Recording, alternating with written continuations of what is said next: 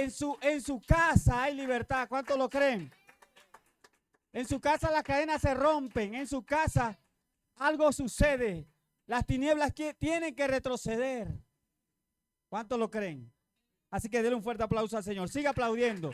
Siga glorificando al Señor. Sígale dando gloria, honra. Sígale y dígale, Señor, gracias por este día. Gracias por este momento. Gracias porque te podemos aplaudir. Gracias porque podemos, Señor, declarar que eres un Dios. Amén.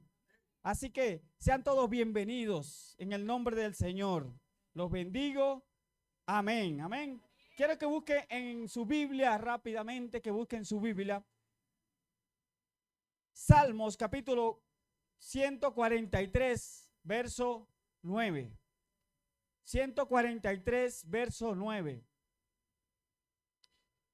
Y esta última adoración me llega porque dice la canción que en su amor no hay temor. En su amor, vuelve y repite, en su amor no hay temor. Es porque el Señor siempre nos entrega su amor para que nosotros no nos sintamos huérfanos, no nos sintamos alejados de Él, no nos sintamos solos, sino que Él en su amor, Él nos da el refugio que necesitamos. Él nos da la salida, Él nos da la respuesta que todo el pueblo necesita. ¿Cuánto lo creen? Ese es mi Dios, el que liberta, el que sana, el que hace algo maravilloso todos los días. El que dice, yo tengo que renovar mi misericordia en la mañana para que ellos se mantengan firmes. Amén. Y leemos la palabra con la autoridad del Padre, del Hijo y del Espíritu Santo. Salmo 143, verso 9. Salmo 143, verso 9. ¿Ya? ¿Listo? ¿Lo tienen? Entonces, líbrame de mis enemigos, dice la palabra. Oh Jehová, en ti me refugio. Enséñame a hacer tu voluntad porque tú eres mi Dios.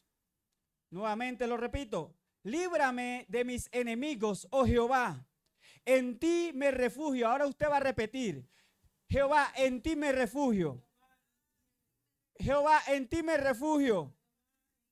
Por tercera vez, Jehová, en ti me refugio. Así que usted tiene que entender que su refugio es el Señor. Su refugio es Dios.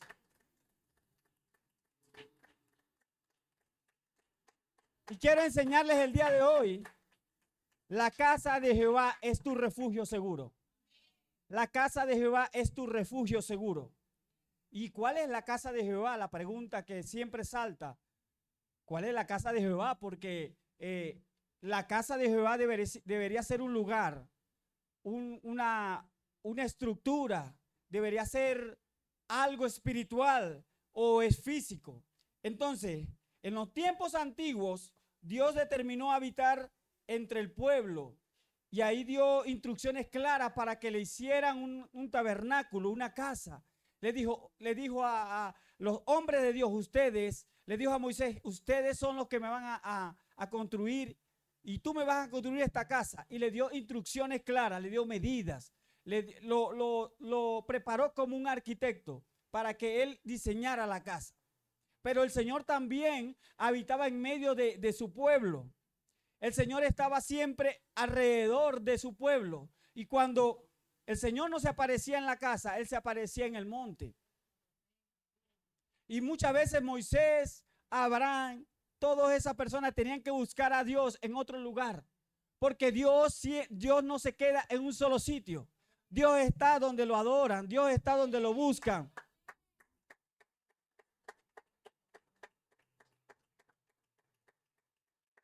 Y mientras que en los tiempos antiguos Dios le había dado un diseño al hombre de Dios, entonces ahora, en este tiempo, en la actualidad, es un lugar de oración y de adoración y de seguridad donde las personas se reúnen para buscar a Dios.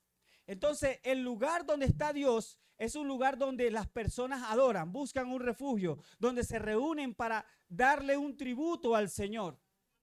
¿Están aquí? Mire lo que dice el Salmo 120, Salmo 22.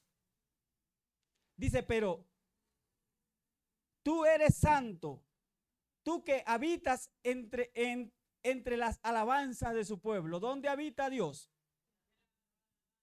Entre la alabanza de su pueblo. Entonces Dios habita en un lugar. Dios está siempre donde lo alaban. Usted puede o podemos nosotros asignar y designar este lugar para el Señor y ponerle muchos colores, muchas letras, ponerle nombres de Jesús, del Señor. Pero si aquí no se alaba genuinamente, el Señor no va a estar. Porque Él dijo, yo estoy ¿dónde? En medio de la alabanza. ¿En medio de la alabanza de quién? De mi pueblo. Es decir, que usted es el pueblo de Dios. Usted tiene que adorarle, exaltarle, darle gloria a Él. ¿Para qué? Para que el Señor habite en medio de usted, en medio de mí, en esta casa.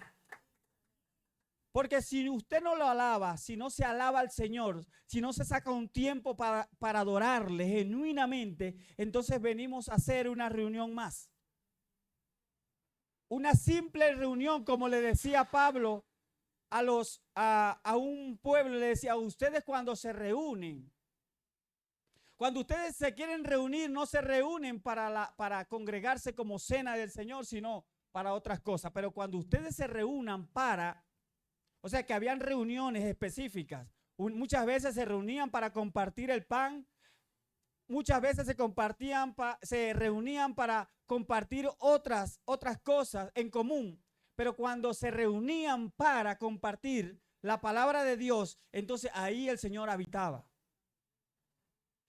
Entonces, tenemos que separar las cosas. Muchas veces estamos reunidos en la iglesia para hacer una actividad donde ciertamente los beneficios son para nosotros, pero nosotros siempre en una iglesia estamos reunidos para alabar y exaltar a Dios. Muchas veces nos reunimos para hacer un proyecto, para organizar algo, para hacer una meta, y ahí está Dios. Pero otras veces nos tenemos que reunir como los domingos, ¿verdad? En coinonía, en armonía con los hermanos para adorar y exaltar al Señor. Entonces, ¿cuál es la casa de Jehová? Ahora, ¿cuál es la casa del Señor en la actualidad? Y el Salmo lo dijo. En medio de la adoración, ahí voy a estar yo habitando. Entonces, para que Él esté en un lugar permanente o Él permanezca en ese lugar, nosotros tenemos que constantemente adorarle, exaltarle y glorificarle. Adorarle y adorar su nombre, exaltar su nombre. Y ese es el lugar de Dios. La casa de Jehová es un refugio seguro. Ahora, ¿qué es un refugio, pastor? Diga conmigo, pregúnteme. ¿Qué es un refugio? Un refugio es un lugar seguro o un lugar de protección. ¿Para qué? Para hacerle frente a los peligros y a los riesgos. Diga conmigo, un peligro y es un riesgo. No estar en la casa de Jehová. Estar por fuera es un peligro, es un riesgo. Así que usted tiene que tomar en cuenta que este lugar es un refugio. Si usted no adora y usted no exalta en su casa, entonces eso no es un lugar seguro. Usted tiene que trabajar para que haya un refugio en su casa. Y dígame, pregúnteme, pastor, ¿y cómo lo hago? Adore. Adore. Para que el Señor habite en su casa y usted pueda sentirse seguro, porque en su presencia hay plenitud de gozo, alegría. Hay libertad, las tinieblas se tienen que ir, las cadenas se tienen que romper, los yugos de impiedad se tienen que pudrir en el nombre de Jesús. Cuando la presencia de Dios viene, todas las cosas cambian. El ambiente tiene que cambiar, la tristeza se tiene que ir, el afán se tiene que disipar, las tinieblas retroceden. Satanás se tiene que ir cuando la presencia de Dios está en un lugar. Hay libertad de gozo. ¿Cuántos lo creen? Ahora, entonces, el refugio es lo que nosotros queremos para estar seguros. Es un lugar, es algo designado. David en el Salmo 27, vamos a buscarlo. En ese Salmo 27, dice así: Jehová es mi luz y mi salvación. ¿De quién temeré? Jehová sabía que Jehová era su luz. Jehová es mi fortaleza de mi vida. ¿De quién he de atemorizarme? Cuando se juntaron contra mí los malignos, mis angustiadores y mis enemigos, para comer mi carne, ellos tropezaron y cayeron. Y dice, aunque un ejército acampe contra mí, no temeré. Entonces, mire lo que dice David en el 27:4. Dice, una cosa, diga conmigo, una cosa. ¿Y cuál es esa cosa que dijo David? He demandado a Jehová y esta buscaré, que esté yo en la casa de Jehová todos los días de mi vida. Primera cosa que hizo David. David puso una demanda. Una demanda. ¿Qué es una demanda? Es una acción jurídica, una acción legal. Es algo que no lo va a hacer sin fuera de lo común o fuera de las leyes. Él hizo una demanda a Dios, algo jurídico espiritualmente, y él dijo, voy a demandar a Dios, voy a hacerle una demanda. Y hacerle una demanda es tener argumentos legales, es tener usted todos los papeles en regla, porque si usted tiene que hacer una demanda, usted tiene que tener los papeles en regla. Usted en cualquier lugar no puede tener, usted no puede en cualquier lugar, hacer una demanda. Usted tiene que primero ponerse las pilas, tiene que buscar evidencia, tiene que poner sus cosas bien firmes. Si usted tiene un cable pelado por ahí con las autoridades, usted tiene que comenzar a ir para que le eliminen eso. Es decir, que David sabía lo que estaba haciendo. Muchas veces nosotros no sabemos ni siquiera para qué venimos a la iglesia. Porque el pueblo perece por falta de un conocimiento. El pueblo perece por falta de instrucción. El pueblo perece por falta de esfuerzo. Porque David lo dijo, yo voy a hacer una demanda. Y no es fácil hacer una demanda.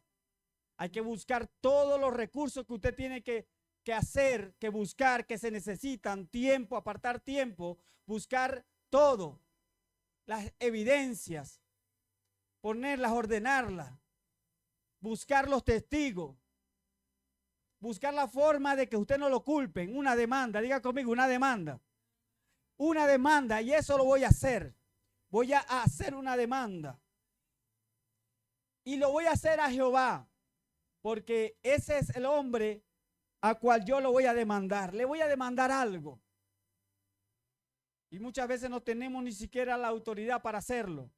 Pero David sabía que él estaba yendo a alguien que era justo, a alguien que era bueno, a alguien que tenía misericordia y que él accionaba o cumplía la justicia. Porque muchas veces el hombre aplica la justicia según a conveniencia. Si yo lo conozco, yo aplico la justicia según a medida. Si no lo conozco y me cae mal, yo le voy a aplicar todo el peso de la ley. El hombre lo hace así, pero Dios aplica la justicia correctamente. Por eso en una oportunidad el Señor le dijo, ¿qué prefieres? ¿Caer en manos de los hombres? ¿Caer en manos de tus enemigos o caer en mis manos? El Señor, David dijo, no. Él sabía, estaba claro, él conocía quién era Dios, quién era Jehová, y dijo, yo prefiero caer en manos de Dios. Porque aún puedo clamar por misericordia y él puede tener misericordia, pero clamar o caer en manos de los hombres, ahí no hay misericordia. No hay amor, te pueden estar triturando y tú pides misericordia y se ríen. Eso es algo, es un morbo que les cae. Y entre más sufras, ellos no paran. Entonces David le dijo, al Señor, voy a demandarte, Señor, y esta lo buscaré. No solamente hizo la demanda, sino que se esforzó para conseguir el resultado. Para conseguir el resultado de su esfuerzo. Esta buscaré. Y dice, que esté yo, diga conmigo, esté yo. ¿Dónde? En la casa de Jehová.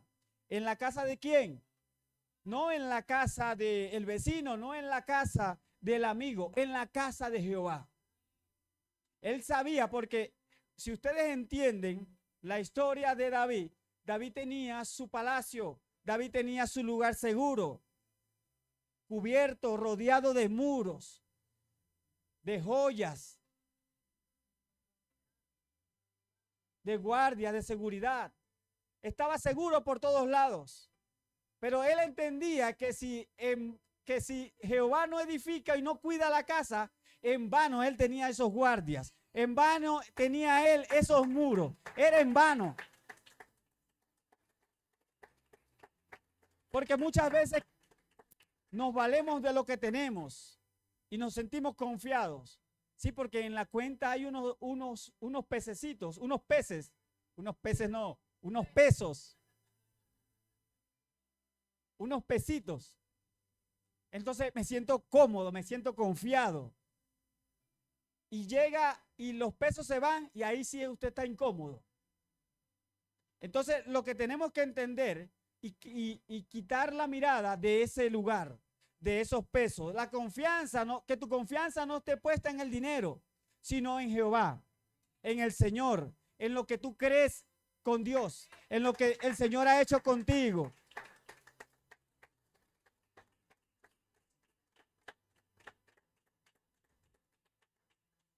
Entonces, David lo que estaba diciendo era, yo necesito un lugar seguro. Estos muros para mí no son seguros. Los enemigos me están rodeando. Tanto así que los enemigos los tengo afuera, pero también los tengo adentro. Y en el lugar seguro es donde el Señor me va a libertar. Y dice, yo esté en la casa de Jehová todos los días de mi vida. ¿Cuándo? Todos los días. Todos los días de mi vida. Pero aquí hay un argumento que se ha levantado en los últimos tiempos. ¿Por qué vas tanto a la iglesia? ¿Para qué vas tanto a la iglesia? ¿Qué te dan allá? Estás tan enfocado en la iglesia que ya no te vemos. Ya no eres el mismo. ¿No será que esa persona también le puso una demanda al Señor? Pero tenemos que ser equilibrados, entendiendo que Dios es un Dios de equilibrio. Dios me da la fortaleza. Dios me da la estabilidad. Entonces nosotros tenemos que buscar eso. Aunque David era un hombre de guerra, él muchas veces estaba intranquilo, él estaba inestable y él sabía que el estar en la casa del Señor era la estabilidad que él necesitaba. Y por eso demandó. Dele un fuerte aplauso, apláudala.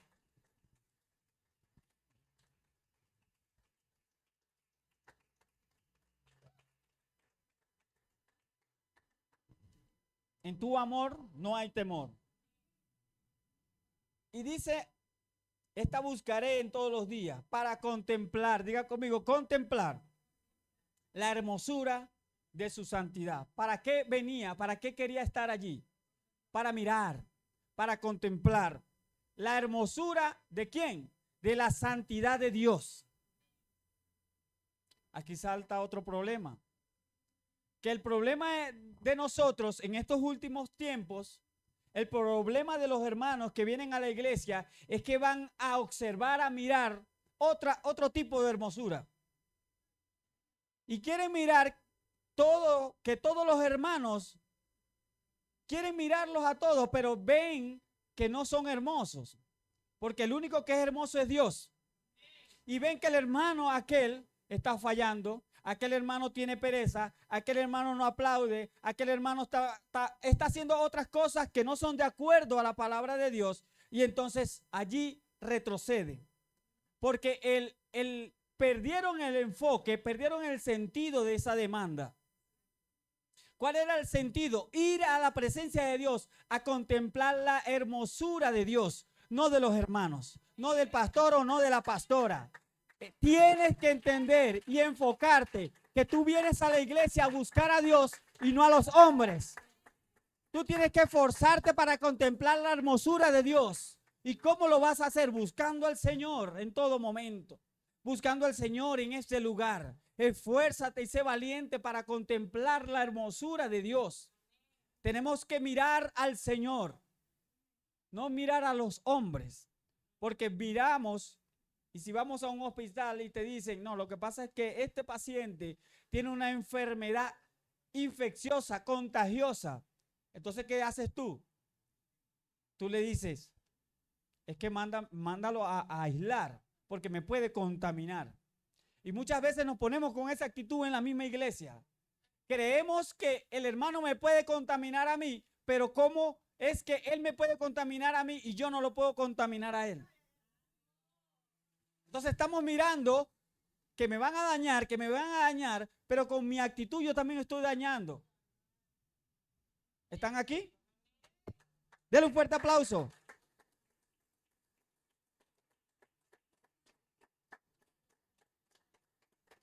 Dice, yo quiero contemplar la hermosura de Jehová. Y dice también el Salmo, y para inquirir en su templo, diga conmigo, inquirir. Pastor, ¿qué es inquirir? ¿Qué es eso? ¿Con qué se come? Inquirir es examinar, escudriñar, buscar e indagar. Entonces, cuando yo indago, cuando yo busco, cuando yo investigo en Jehová, entonces yo me desenfoco de lo que está externo. Yo entiendo lo que Dios quiere hacer conmigo. Porque yo estoy buscando, yo estoy anhelando, yo estoy haciendo un esfuerzo. ¿Para qué? Para conseguir al que yo vine a buscar.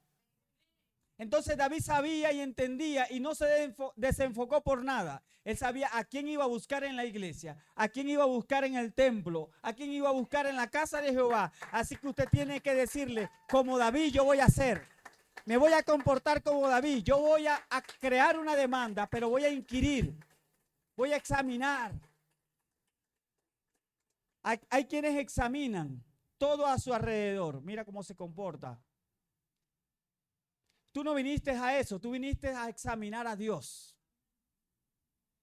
Y si quieres examinar, examínate tú mismo. Ponte en un espejo. Pregúntale a un hermano. Al hermano que tú sepas que te cae mal, pregúntale, ¿cómo me comporto yo? Sí, porque el que te cae bien te va a decir, no, vas bien, sigue adelante. Pregúntale al pastor a ver cómo te estás comportando, para ver que el pastor o la pastora te sientan y te dicen, mijo, si te aman te van a corregir. Si no te aman y están pendientes de otra cosa que tú traes, entonces te van a decir, sigue adelante, sigue así. Vas bien. Entonces usted tiene que buscar la forma de inquirir, de examinar, de indagar en el Señor, de conocer a Dios, de conocer lo que Dios quiere para mi vida, para mi casa. Inquirir representa esfuerzo o tiene que ver con esfuerzo, porque usted tiene que examinar algo, buscar, indagar, preguntar, mirar a ver quién es el que realmente conoce a Dios, para que le pregunte cómo tuviste una experiencia con Dios. Pero queremos estar escuchando todo lo que alrededor se dice y creer lo que todo se dice alrededor y no buscamos al Señor por nuestra propia cuenta. Usted tiene que buscar a Dios por su propia cuenta. David no le dijo, busquen a Dios allá. Y cuando inquieran ustedes me dicen cómo le fue la experiencia que tuvieron. No, él mismo, siendo rey, él se despojó de sus vestiduras y dijo, yo voy a buscar a Dios. Porque en una oportunidad Dios me buscó a mí. Dios me seleccionó y yo lo abandoné. Ahora yo lo voy a buscar. No, pero es que creemos que Dios me tiene que buscar a mí.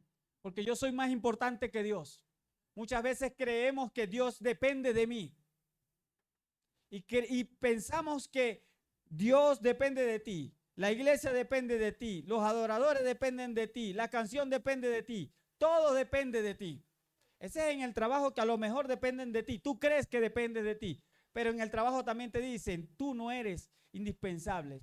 te botan y entra otro.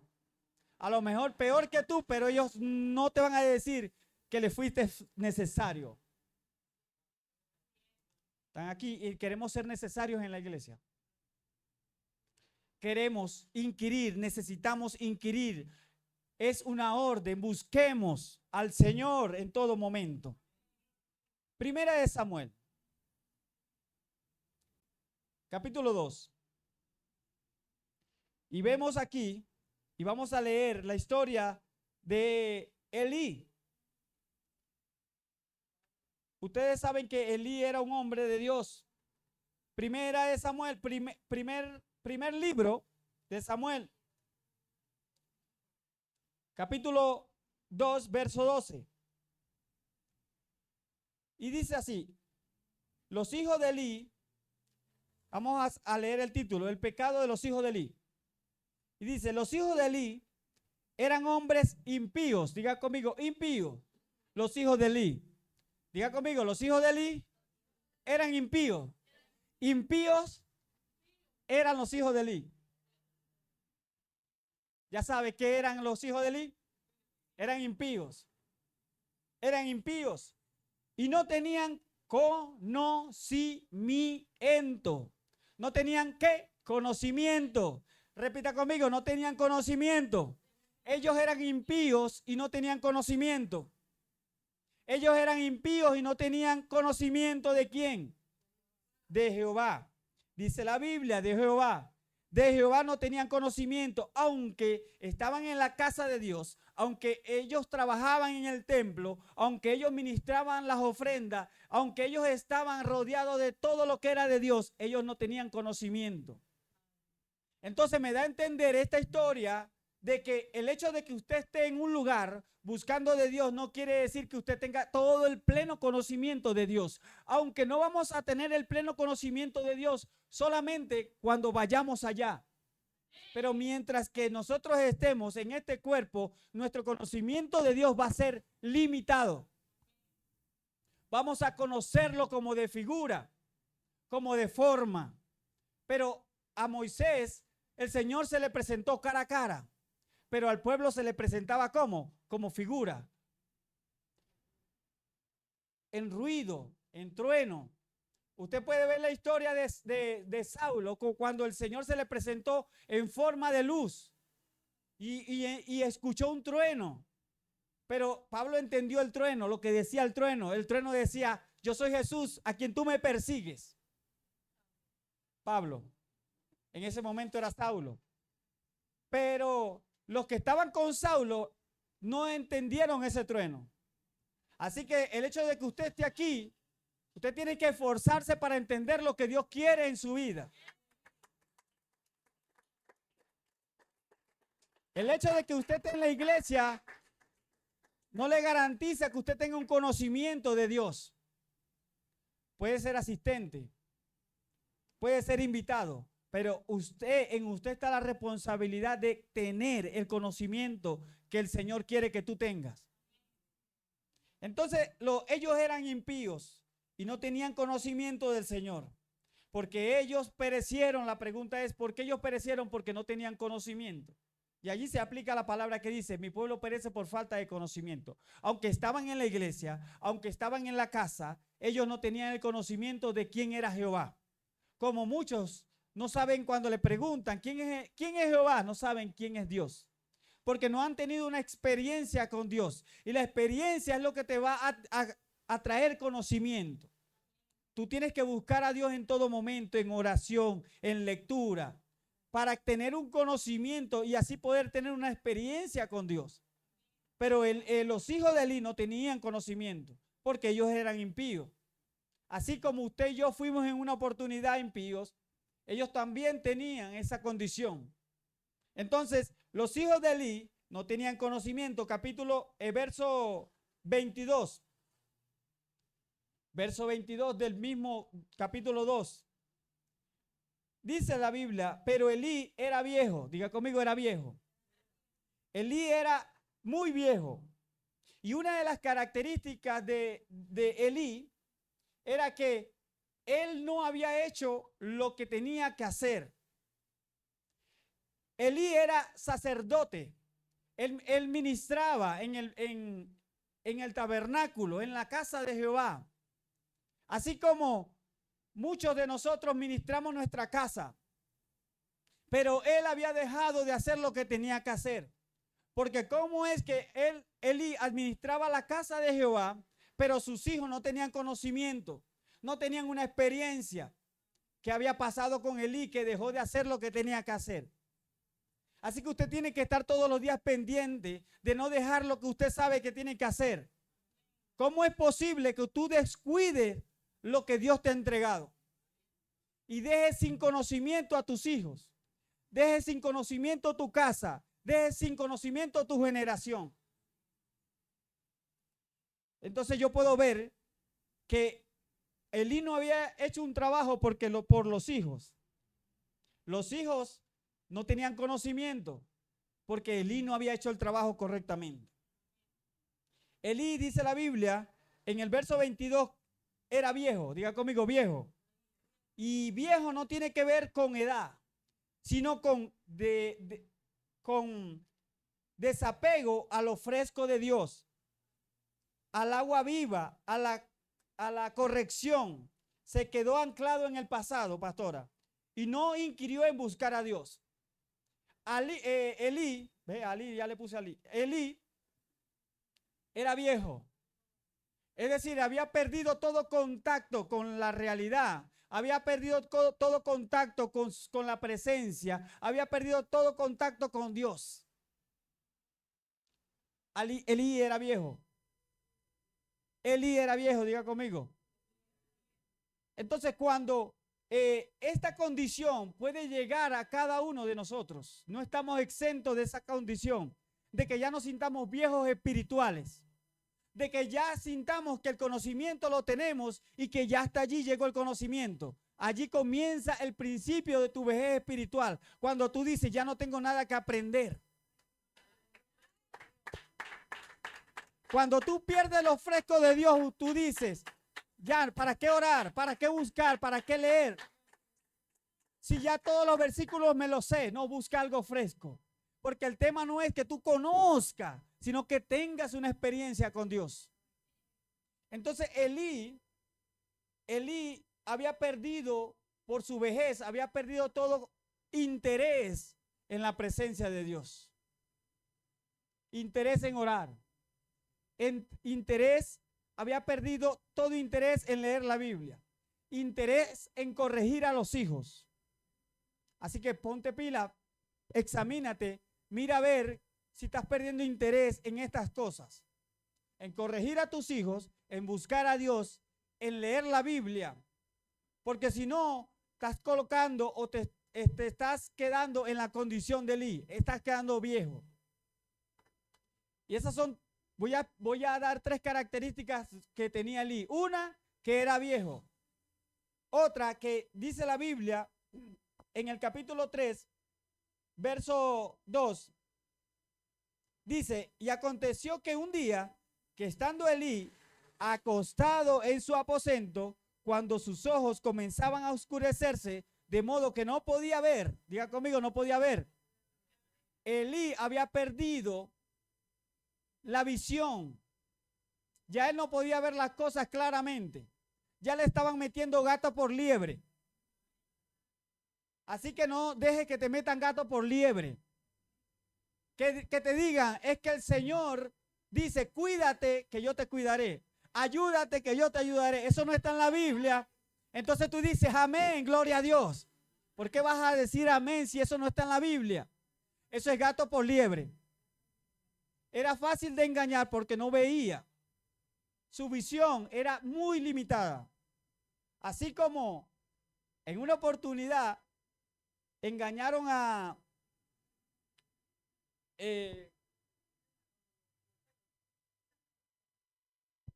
Esaú y Jacob. Esaú y Jacob lo engañaron a Isaac.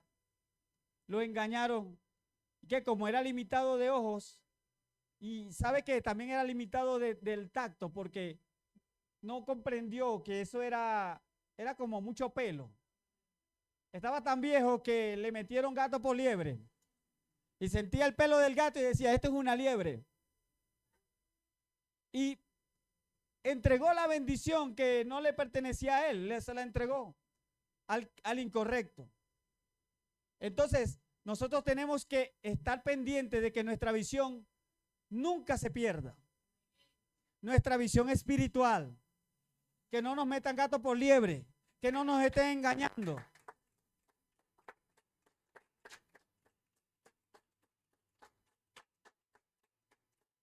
Y cuando no tenemos una visión clara, entonces tenemos desapego a la realidad. A él le decían, tus hijos no están haciendo lo correcto y han hecho de refugio, de tu refugio, un lugar para pecar. Y él decía, no, no, eso es mentira. Muchas veces caemos en esa condición. No queremos ver la realidad de nuestros hijos, la realidad aún de nosotros. Nos ponen una queja y decimos, no, jamás. Los pastores te dicen, te veo que estás menguando, jamás. Te vi distraído, nunca. Pero si tú estoy viendo, ¿te quedaste dormido? Jamás. Estaba meditando, argumento tras argumento. Entonces, estás perdiendo contacto con la visión clara, con la realidad. Nosotros tenemos que estar pendientes, atentos a no perderla, a no ser como Elí. Dos características. ¿Era qué? Viejo. Y era ahora, tenía poca visión. Mira a ver si tienes esas dos características. Y si las tienes, comienza a renunciar. Y si las tienes, comienza a declarar. El pueblo le decía, tus hijos se están conduciendo mal. Y él decía, no, no es así. Están equivocados, el pueblo, todo el mundo está equivocado, yo estoy viendo otra cosa. Estás bien que tú tengas una visión supuestamente de fe. Porque dice, no, yo declaro lo que no veo, pero no, es la realidad. Tú tienes que actuar, darle duro, romper lo que realmente tú estás viendo. Que tú lo declares en fe está bien, pero comienza a trabajar en la realidad que está pasando.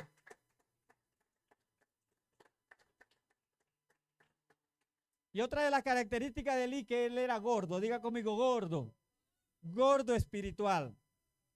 Y era la representación de gordo tiene que ver con perezoso espiritual, diga conmigo, perezoso espiritual. Todo lo dejaba para otro día, todo lo dejaba para después. Esa gente que dice, hoy no oré hoy, no importa, no pasa nada. Igual ayer tampoco oré. Igual tengo una semana sin orar. No pasa nada, no me ha pasado nada, no me ha caído un rayo. Perezoso espiritual. Gordos espirituales que no quieren avanzar, no quieren hacer algo, no quieren accionar. Y Elí era perezoso espiritual. Era gordo. ¿Están aquí? Y todo lo dejaba para otro momento. Todo se lo dejaba a los pastores. Lo mandaba a la escuela si estuviese lloviendo. La escuela está inundada, no importa, él sabe nadar. Porque no quieres tomar en cuenta o no quieres tomar, como dicen por ahí, el caballo por las riendas. Tuyo es la responsabilidad. Entonces, cuando tú eres perezoso, tú dices en tu casa que no hay necesidad de orar, que no hay necesidad de buscar a Dios, que no hay necesidad de alabar al Señor, porque estás perezoso. Después, hijo, no, el niño no oró antes de acostarse, no importa, después. Pero es que estás dando el ejemplo también. ¿Cómo es que le vas a demandar a tu hijo que ore si tú no estás orando? ¿Cómo le vas a demandar a tus hijos que vayan a la iglesia si tú no eres no eres el precursor, el que genera, no eres el modelo que genera para ir a la iglesia? Entonces vemos a los muchachos y vemos, no voy a hablar de los muchachos, vemos ustedes cómo se comportan aquí en la iglesia, así será en su casa. ¿Están aquí? Gordos espirituales. Pastor, gordos espirituales. Seré gordo espiritual, pero yo soy flaco. Sí, pero cuando tú quieres hacer algo, porque no hay compromiso, no hay una meta espiritual, no te has trazado para este año una meta espiritual, estás yendo como muchos van, según lo que va pasando, según la corriente. No te has trazado una meta clara. No es que necesito una meta y la voy a hacer 5 horas. ¿Por qué te colocas esa meta si tú sabes que no la vas a cumplir? Pero por lo menos comienza de un paso a un paso. Comienza a arreglar tu vida, a arrepentirte, a buscar a Dios. Comienza a hacer declaraciones en tu vida. Comienza a hacer lo que dejaste de hacer. Pereza espiritual. Gordos espirituales. David pudo refugiarse en la fortaleza que era el Señor. En su casa, dice, en su casa le rodeaban sus muros. Los muros eran grandes, con gran seguridad, pero él se dio cuenta que no era un lugar seguro, porque el lugar seguro es Dios. El lugar seguro es Dios. ¿Cuántos lo creen?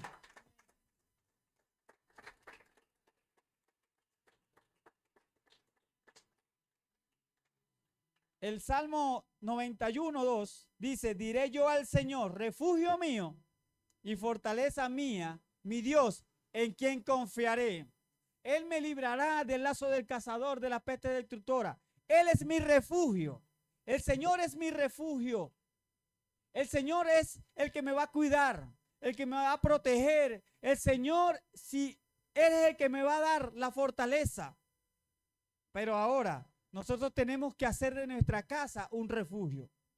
¿Y cómo lo hago? Si necesito que Dios esté, y si Dios está, Él me va a garantizar a mí una seguridad. Entonces yo lo voy a alabar, yo lo voy a glorificar, yo lo voy a exaltar, porque Él habita en medio de la alabanza de su pueblo. Él habita en medio de la alabanza. Primer libro de Reyes.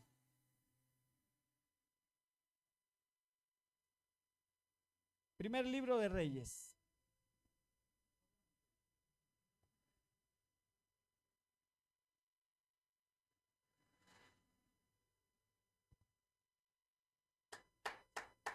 No, no.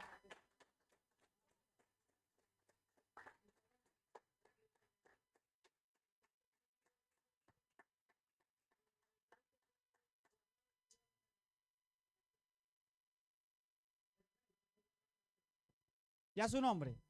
Entonces nosotros tenemos que estar pendientes de cómo yo me estoy comportando en mi casa. Porque Elí buscaba siempre el justificar a los hijos. Aunque él estaba en la presencia, aunque él estaba en la primera. Está primera. No, primer libro de Reyes. Creo que es 12. Entonces, Elí estaba siempre justificando a sus hijos.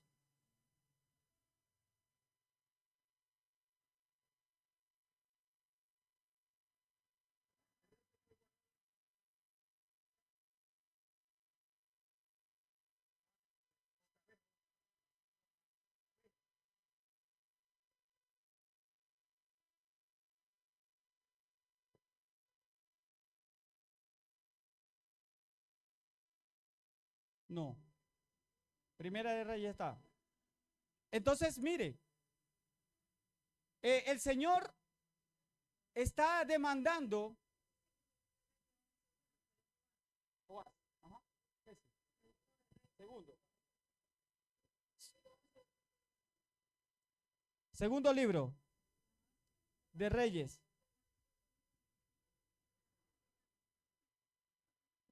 Gracias, pastora. Un aplauso. Volvió la pastora. Activa, activa. 11:1. Segundo libro de Reyes 11:1. Denle un fuerte aplauso al Señor.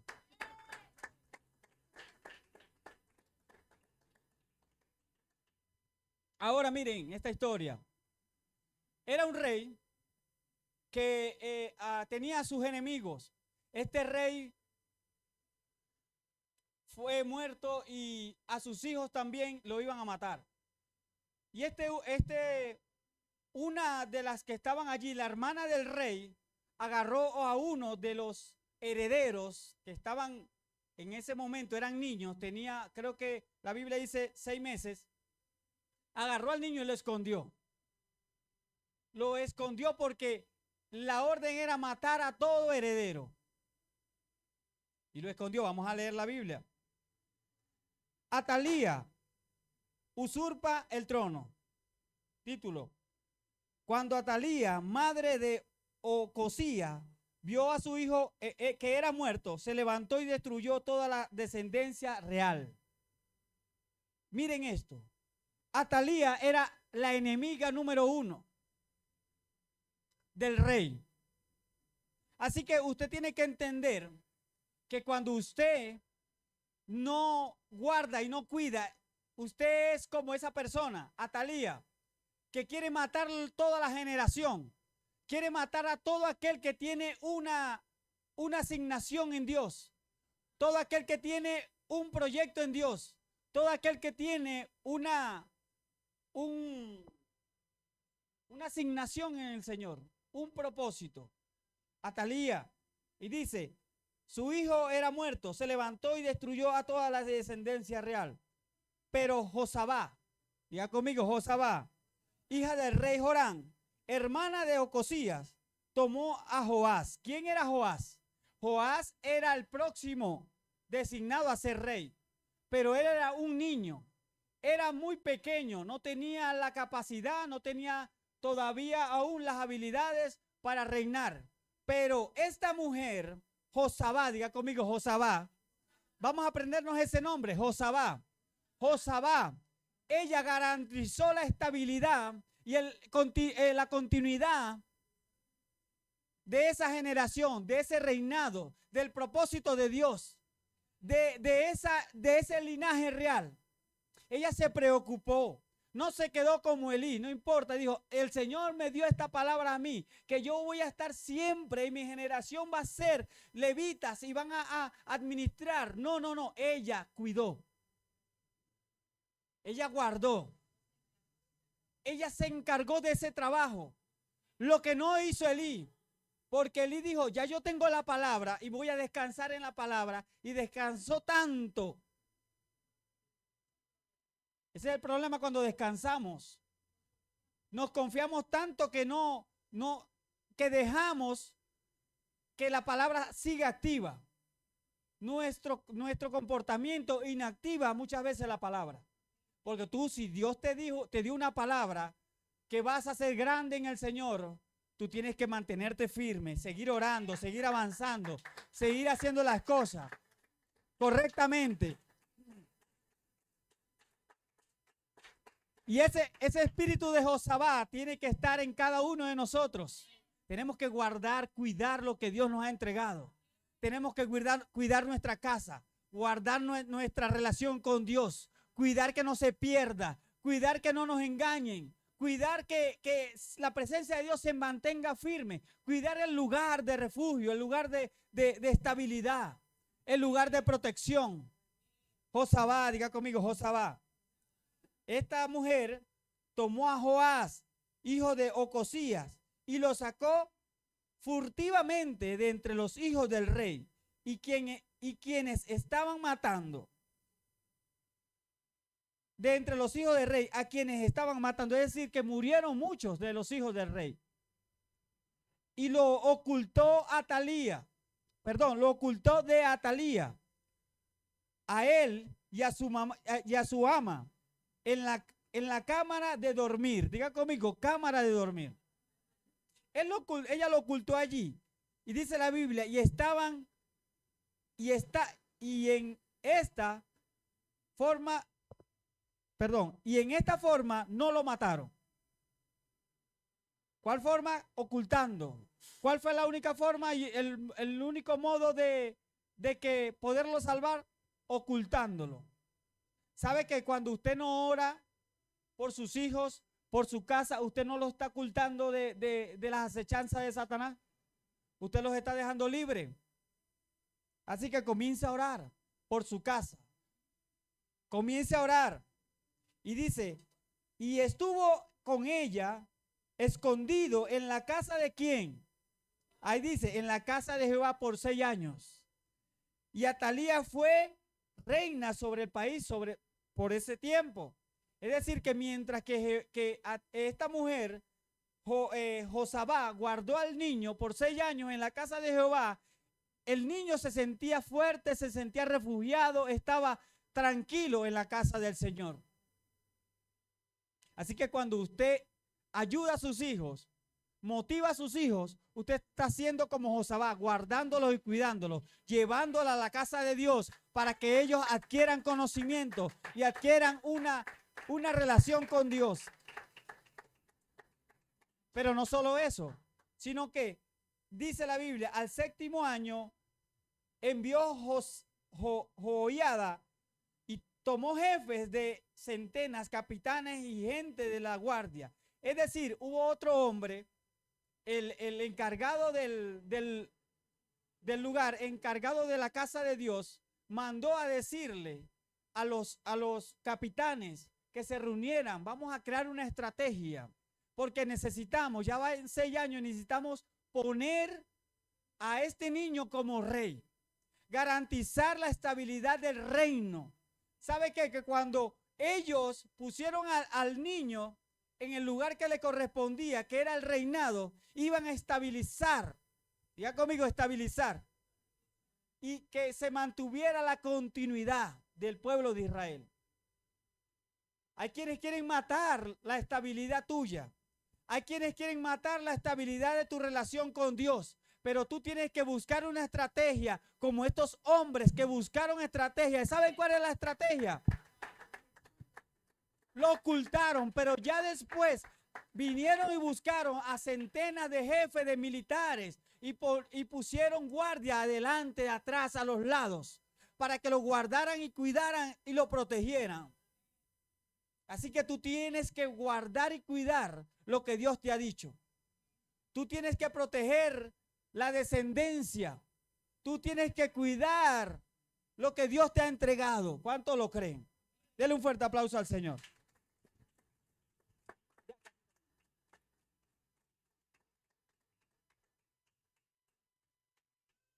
Entonces vemos que la casa del Señor fue un lugar de refugio para este futuro rey.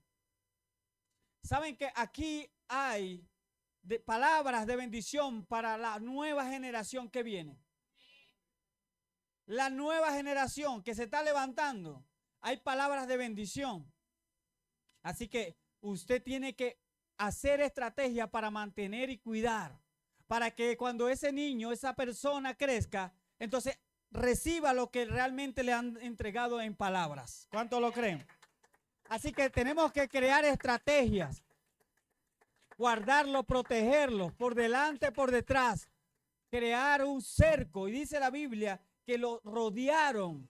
Y cuando estaba seguro, cuando estaba rodeado por la gente que lo amaba, entonces dice la Biblia que declararon, lo pusieron en el reinado. Y dice la Biblia que esta mujer entonces comenzó a maldecir y dieron órdenes para que la mataran. Pero dijeron, no la mates en la casa del Señor, vaya y mátenla afuera. Y la mataron. ¿A quién? A Atalía. Usted tiene que matar el espíritu de Atalía el día de hoy. Aquel es ese espíritu que quiere perecear en todo momento, quiere dormirse. Ese espíritu de Atalía trae división en la casa. Quiere que el hombre de Dios no se mantenga. Quiere que todo aquel que se levante con Dios tampoco avance. No, porque es que yo quiero ser el protagonista. Yo quiero tener participación. No. Ese espíritu de Atalía, en el nombre de Jesús, lo echamos fuera. Ahora se va todo espíritu de división, todo espíritu de altivez, todo orgullo, toda vanidad, toda vanagloria. todo doble cara, toda hipocresía, en el nombre de Jesús se va ahora, se rompe, porque en esta casa hay un lugar seguro para ti. Jehová está con nosotros. Y si el Señor está con nosotros, entonces vamos a sentir, vamos a ver que Él nos está guardando y cuidando. ¿Cuántos lo creen? Así que gracias, dígale, Señor, gracias por este lugar, por esta casa. Gracias, Señor, porque hay hombres y mujeres que guardan esta casa.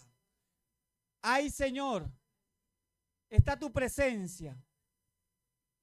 Padre, gracias por tu presencia, porque tu presencia guarda esta casa. Tus ángeles guardan esta casa.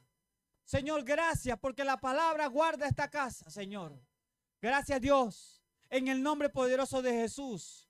Padre, y echamos fuera todo lo que se quiera levantar para destruir tu familia, tu propósito, tu ministerio, tu casa, este ministerio en el nombre poderoso de Jesús. Declaramos inoperante ahora, porque este es un lugar de refugio y lo vamos a Él, al Señor lo vamos a adorar, lo vamos a exaltar para que Él habite en medio de nosotros, porque somos su pueblo, hechura suya somos, real sacerdocio somos nación santa, pueblo adquirido por Dios para ver su misericordia, para ver su amor en el nombre de Jesús. Dígale gracias, Dios. Gracias, Padre. Gracias por esta palabra. Señor, que esta palabra tenga sus frutos en el nombre poderoso de Jesús. Amén y amén. Y a su nombre. Estamos despedidos en el nombre poderoso de Jesús. Dios me los guarde y me los cuide.